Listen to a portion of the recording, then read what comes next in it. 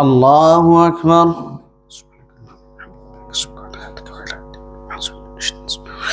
الحمد لله رب العالمين الرحمن الرحيم مالك يوم الدين إياك نعبد وإياك نستعين اهدنا الصراط المستقيم صراط الذين أنعمت عليهم غير المغضوب عليهم ولا الضالين. آمين. النساء صدقاتهن نخلة فإن طبن لكم عن شيء منه نفسا فكلوه هنيئا مريئا ولا تؤتوا السفهاء أموالكم التي جعل الله لكم قياما وارزقوهم فيها واكسوهم وقولوا لهم قولا معروفا وابتلوا اليتامى حتى إذا بلغوا النكاح فإن آنستم منهم رشدا فادفعوا إليهم أموالهم ولا تأكلوها إسرافا وبدارا أن يكبروا ومن كان غنيا فليستعفف ومن كان فقيرا فليأكل بالمعروف فإذا دفعتم إليهم أموالهم فأشهدوا عليهم وكفى بالله حسيبا. للرجال نصيب مما ترك الوالدان والأقربون وللنساء نصيب مما ترك الوالدان والأقربون مما قل منه أو كثر نصيبا مفروضا. وإذا حضر القسمة أولو القربى واليتامى والمساكين فارزقوهم منه وقولوا لهم قولا معروفا. وإذا حضر القسمة أولو القربى واليتامى والمساكين فارزقوهم منه وقولوا لهم قولا معروفا. وليخشى الذين لو تركوا من خلفهم ذرية ضعفا خافوا عليهم فليتقوا الله وليقولوا قولا سديدا. إن الذين يأكلون أموال اليتامى ظلما إنما يأكلون في بطونهم نارا وسيصلون سعيرا. يوصيكم الله في أولادكم للذكر مثل حظ الأنثيين فإن كن نساء فوق اثنتين فلهن ثلثا ما ترك وإن كانت واحدة فلها النصف ولأبويه لكل واحد منهما السدس مما ترك إن كان له ولد فإن لم يكن له ولد وورثه أبواه فلأمه الثلث فإن كان له إخوة فلأمه السدس من بعد وصية يوصي بها أو دين فإن كان لكم إخوة فلأمه السدس يوصيكم الله في أولادكم للذكر مثل حظ الأنثيين فإن كن نساء فوق اثنتين فلهن ثلثا ما ترك وإن كانت واحدة فلها النصف ولأبويه لكل واحد منهما السدس مما ترك إن كان له ولد فإن لم يكن له ولد وورثه أبواه فلأمه الثلث فإن كان له إخوة فلأمه السدس من بعد وصية يوصي بها أو دين. آباؤكم وأبناؤكم لا تدرون أيهم أقرب لكم نفعا فريضة من الله إن الله كان عليما حكيما. ولكم نصف ما ترك أزواجكم إن لم يكن لهن ولد فإن كان لهن ولد فلكم الربع مما تركن من بعد وصية يوصين بها أو دين ولهن الربع مما تركتم إن لم يكن لكم ولد فإن كان لكم ولد فلهن الثمن مما تركتم من بعد وصية توصون بها أو دين. وإن كان رجل يورث كلالة أو امرأة وله أخ أو أخت فلكل واحد منهما السدس فإن كانوا أكثر من ذلك فهم شركاء في الثلث من بعد وصية يوصى بها أو دين غير مضار وصية من الله والله عليم حليم. تلك حدود الله ومن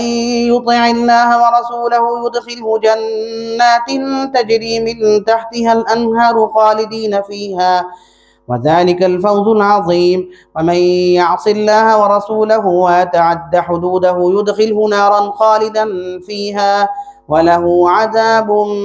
مهين. واللاتي يأتين الفاحشة من نسائكم فاستشهدوا عليهن أربعة منكم، فإن شهدوا فأمسكوهن في البيوت حتى يتوفاهن الموت أو يجعل الله لهن سبيلا. واللذان يأتيانها منكم فآذوهما، فإن تابا وأصلحا فأعرضوا عنهما إن الله كان توابا رحيما.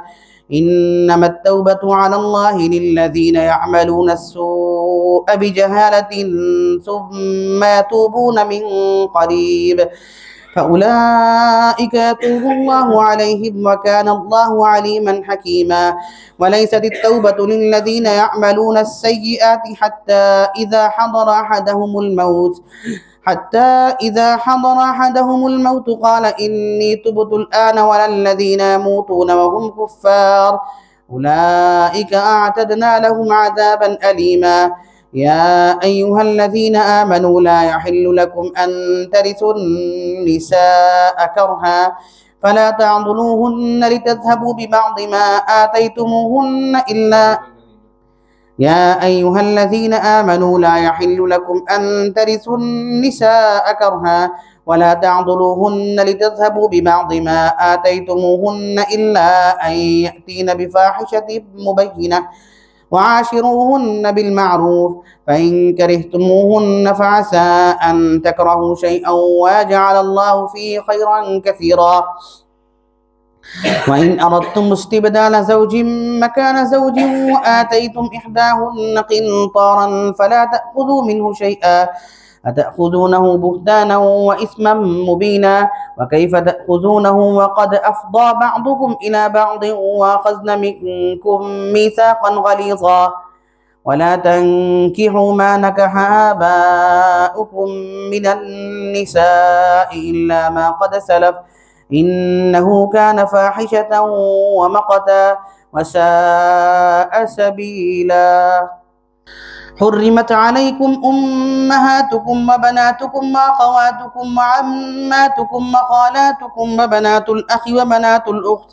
وأمهاتكم اللاتي أرضعنكم وأخواتكم من الرضاعة وأمهات نسائكم وربائبكم اللاتي في حجوركم من نسائكم اللاتي دخلتم بهن فإن لم تكونوا دخلتم بهن فلا جناح عليكم وحلائل أبنائكم الذين من أصلابكم وأن تجمعوا بين الأختين إلا ما قد سلف إن الله كان غفورا رحيما. والمحصنات من النساء إلا ما ملكت أيمانكم كتاب الله عليكم وأحل لكم ما وراء ذلكم أن تبتغوا بأموالكم محسنين غير مسافحين فما استمتعتم به منهن فآتوهن أجورهن فريضة ولا جناح عليكم فيما تراضيتم به من بعد الفريضة إن الله كان عليما حكيما. ومن لم يستطع منكم طولا أن ينكح المحصنات المؤمنات فمما ملكت أيمانكم من فتياتكم المؤمنات والله أعلم بإيمانكم بعضكم من بعض فانكحوهن بإذن أهلهن وآتوهن أجورهن بالمعروف محصنات غير مسافحات ولا متخذات أخدان فإذا أحصن فإن أتين بفاحشة فعليهن نصف ما على المحصنات من العذاب ذلك لمن خشي العنة منكم وأن تصبروا خير لكم والله غفور رحيم. يريد الله ليبين لكم ويهديكم سنن الذين من قبلكم ويتوب عليكم والله عليم حكيم. والله يريد أن يتوب عليكم ويريد الذين يتبعون الشهوات أن تميلوا ميلا عظيما. يريد الله أن يخفف عنكم وخلق الإنسان ضعيفا. يا أيها الذين آمنوا لا تأكلوا أموالكم بينكم بالباطل إلا أن تكون تجارة عن تراض منكم ولا تقتلوا أنفسكم إن الله كان بكم رحيما ومن يفعل ذلك عدوانا وظلما فسوف نصليه نارا وكان ذلك على الله يسيرا إن تجتنبوا كبائر ما تنهون عنه نكفر عنكم سيئاتكم وندخلكم مدخلا كريما ولا تتمنوا ما فضل الله به بعضكم على بعض للرجال نصيب مما اكتسبوا وللنساء نصيب مما اكتسبن واسألوا الله من فضله إن الله كان بكل شيء عليما ولكل جعلنا موالي مما ترك الوالدان والأقربون والذين عقدت أيمانكم فآتوهم نصيبهم إن الله كان على كل شيء شهيدا الرجال قوامون على النساء بما فضل الله بعضهم على بعض وبما أنفقوا من أموالهم فالصالحات قانتات حافظات للغيب بما حفظ الله واللاتي تخافون نشوزهن فعظوهن واهجروهن في المضاجع واضربوهن فإن أطعنكم فلا تبغوا عليهن سبيلا إن الله كان عليا كبيرا وإن خفتم شقاق بينهما فابعثوا حكما من أهله وحكما من أهلها إن يريدا إصلاحا يوفق الله بينهما إن الله كان عليما خبيرا واعبدوا الله ولا تشركوا به شيئا وبالوالدين إحسانا وبذي القربى واليتامى والمساكين والجار ذي القربى والجار الجنب والصاحب بالجنب وابن السبيل وما ملكت أيمانكم إن الله لا يحب من كان مختالا فخورا الذين يبخلون ويأمرون الناس بالبخل ويكتمون ما آتاهم الله من فضله وأعتدنا للكافرين عذابا مهينا والذين ينفقون أموالهم رئاء الناس ولا يؤمنون بالله ولا باليوم الآخر ومن يكن الشيطان له قرينا فساء قرينا وماذا عليهم لو آمنوا بالله واليوم الآخر وأنفقوا مما رزقهم الله وكان الله بهم عليما إن الله لا يظلم مثقال ذرة وإن تك حسنة يضاعفها ويؤت من لدنه أجرا عظيما فكيف إذا جئنا من كل أمة بشهيد وجئنا بك على هؤلاء شهيدا يومئذ يود الذين كفروا وعصوا الرسول لو تسوى بهم الأرض ولا يكتمون الله حديثا يا أيها الذين آمنوا لا تقربوا الصلاة وأنتم سكارى حتى تعلموا ما تقولون ولا جنبا إلا عابري سبيل حتى تغتسلوا وإن كنتم مرضى أو على سفر أو جاء أحد منكم من الغائط أو لامستم النساء فلم تجدوا ماء فتيمموا صعيدا طيبا فامسحوا بوجوهكم وأيديكم إن الله كان عفوا غفورا ألم تر إلى الذين أوتوا نصيبا من الكتاب يشترون الضلالة ويريدون أن تضلوا السبيل والله أعلم بأعدائكم وكفى بالله وليا وكفى بالله نصيرا من الذين هادوا يحرفون الكلم عن مواضعه ويقولون سمعنا وعصينا واسمع غير مسمع وراعنا ليا بألسنتهم وطعنا في الدين ولو أنهم قالوا سمعنا وأطعنا واسمع وانظرنا لكان خيرا لهم وأقوم ولكن لعنهم الله بكفرهم فلا يؤمنون إلا قليلا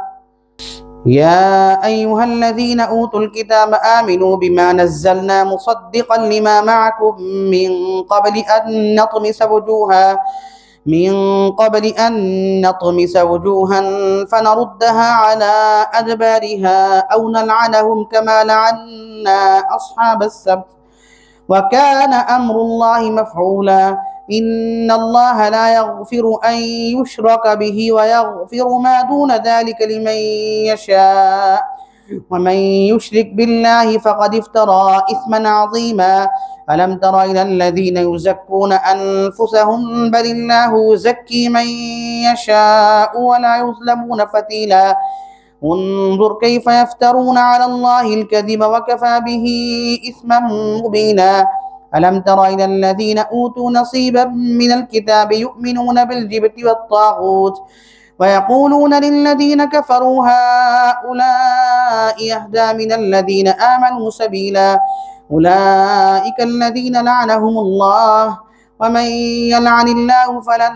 تجد له نصيرا أم لهم نصيب من الملك فإذا لا يؤتون الناس نقيرا أم يحسدون الناس على ما آتاهم الله من فضله فقد آتينا آل إبراهيم الكتاب والحكمة وآتيناهم ملكا عظيما فمنهم من آمن به ومنهم من صد عنه وكفى بجهنم سعيرا إن الذين كفروا بآياتنا سوف نصليهم نارا كلما نضجت جلودهم بدلناهم جلودا غيرها ليذوقوا العذاب إن الله كان عزيزا حكيما والذين آمنوا وعملوا الصالحات سندخلهم جنات تجري من تحتها الأنهار خالدين فيها أبدا لهم فيها أزواج مطهرة وندخلهم ظلا ظليلا إن الله يأمركم أن تؤدوا الأمانات إلى أهلها وإذا حكمتم بين الناس أن تحكموا بالعدل إن الله نعم ما يعظكم به إن الله كان سميعا بصيرا يا أيها الذين آمنوا أطيعوا الله وأطيعوا الرسول وأولي الأمر منكم فإن تنازعتم في شيء فردوه إلى الله والرسول إن كنتم تؤمنون بالله واليوم الآخر ذلك خير وأحسن تأويلا ألم تر إلى الذين يزعمون أنهم آمنوا بما أنزل إليك وما أنزل من قبل يريدون أن يتحاكموا ألم تر إلى الذين يزعمون أنهم آمنوا بما أنزل إليك وما أنزل من قبلك يريدون أن يتحاكموا إلى الطاغوت وقد أمروا أن يكفروا به ويريد الشيطان أن يضلهم ضلالا بعيدا وإذا قيل لهم تعالوا إلى ما أنزل الله وإلى الرسول رأيت المنافقين يصدون عنك صدودا فكيف إذا أصابتهم مصيبة بما قدمت أيديهم ثم جاءوك يحلفون بالله إن أردنا إلا إحسانا وتوفيقا أولئك الذين يعلم الله ما في قلوبهم فأعرض عنهم وعظهم وقل لهم في أنفسهم قولا بليغا وما أرسلنا من رسول إلا ليطاع بإذن الله ولو أنهم إذ ظلموا أنفسهم جاءوك فاستغفروا الله واستغفر لهم الرسول لوجدوا الله توابا رحيما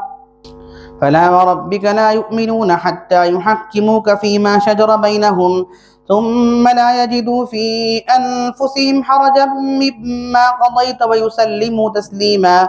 ولو أنا كتبنا عليهم أن اقتلوا أنفسكم أو اخرجوا من دياركم ما فعلوه إلا قليل منهم فلا وربك لا يؤمنون حتى يحكموك فيما شجر بينهم ثم لا يجدوا في أنفسهم حرجا مما قضيت ويسلموا تسليما ولو أنا فلا وربك لا يؤمنون حتى يحكموك فيما شجر بينهم ثم لا يجدوا في أنفسهم حرجا مما قضيت ويسلموا تسليما.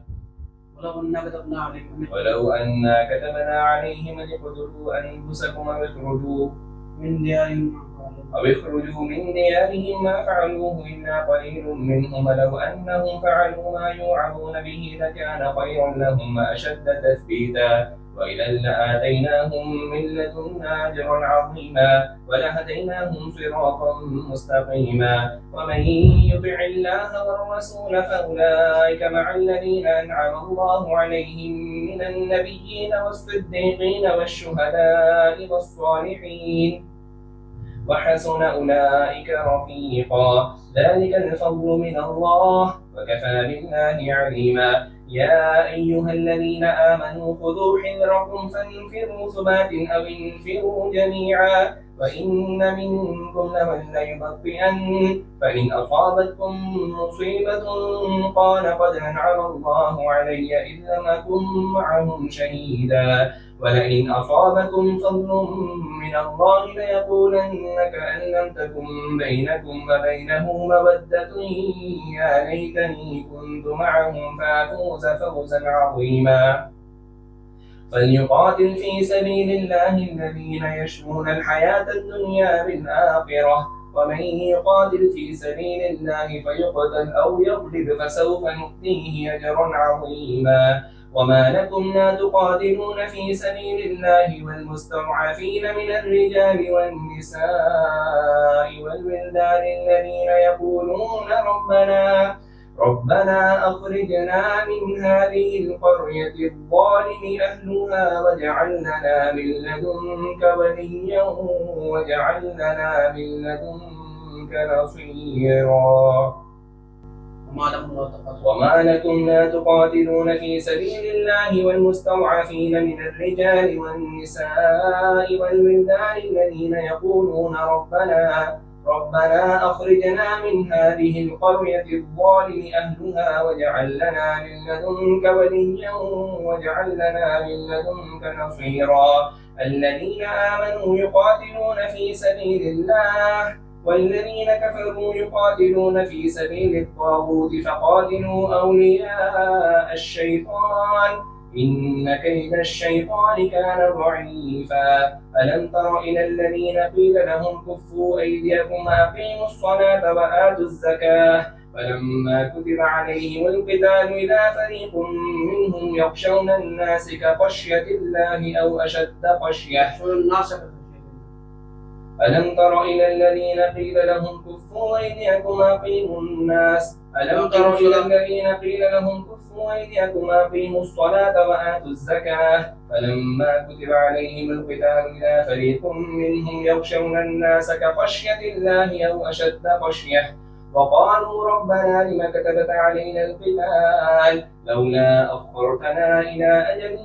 قريب قل متاع الدنيا قليل والآخرة خير لمن اتقى ولا تظلمون فتيلا. أينما تكونوا يدرككم الموت ولو كنتم في بروج مشيدة وإن تصبهم حسنة يقولوا هذه من عند الله وإن تصبهم سيئة يقولوا هذه من عندك قل كل من عند الله فما لهؤلاء القوم لا يكادون يفقهون حديثا. ما أصابك من حسنة فمن الله وما أصابك من سيئة فمن نفسك وأرسلناك للناس رسولا وكفى بالله شهيدا. من يطع الرسول فقد أطاع الله ومن تولى فما أرسلناك عليهم حفيظا ويقولون طاعة فإذا برزوا من عندك بيت طائفة منهم غير الذي تقول والله يكتب ما يبيتون فأعرض عنهم وتوكل على الله وكفى بالله وكيلا. أفلا يتدبرون القرآن ولو كان من عند غير الله لوجدوا فيه اختلافا كثيرا